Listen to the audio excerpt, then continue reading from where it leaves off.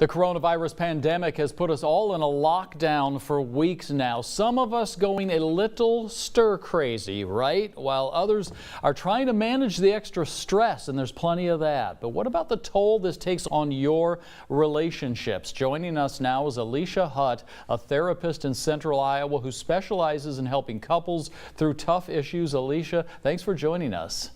Absolutely. Glad to be here. Yeah, I've been married about 10 years myself. We have had our moments during this quarantine, like I'm sure a lot of other couples, because we're actually spending a lot more time than we're accustomed to together. Is this a real common thing that you're seeing during the quarantine? It is, yes. I mean, obviously, these are kind of uncharted territories for all of us. And so there's some new stressors. And I think a lot of people are just feeling more anxious and stressed because of the unknowns and the uncertainties. And obviously some additional maybe financial stressors or trying to juggle working from home, parenting, maybe homeschooling our children, and tends to just leave people feeling kind of overwhelmed. And so definitely we see more conflict and things that wouldn't normally maybe annoy or irritate us are suddenly feeling like they're getting on our nerves. Right. Yeah, because there's a lot of couples out there where their time together during a normal work week is somewhat limited.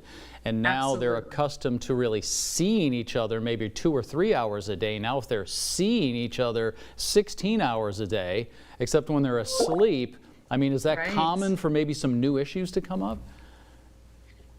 Yeah, definitely. Again, I think that, what we find is we get used to having that time away from each other, and that starts to feel comfortable and normal. But then for the last month and a half or so, we haven't had that kind of time to reset and let things settle in our own minds, and we can kind of talk with them more calmly maybe after a work day. So we're not having that built-in break from each other. But it definitely does feel more stressful for a lot of people. Yeah. What are maybe a couple of basic things that people can keep in mind when things start to heat up a little bit and you get into one of these situations where you're like, oh boy, this is going down the wrong road right now? Sure.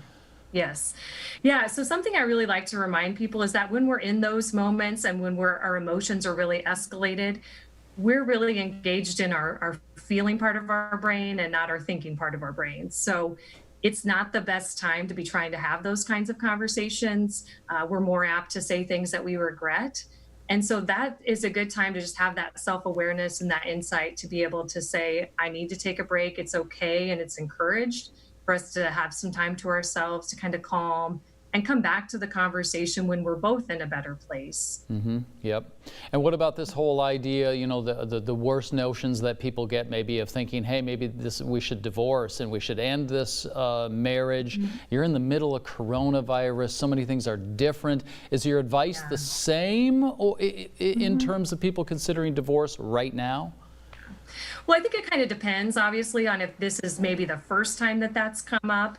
Then I'm definitely more apt to say, things feel really out of control right now around us, and there's so much that's uncertain and unknown. So really not the best time to be making those big life-changing kinds of decisions. And really a great time, if you haven't already, to be seeking out either your own or some therapy together to help kind of talk through, is this something that we can work through and improve and strengthen our relationship?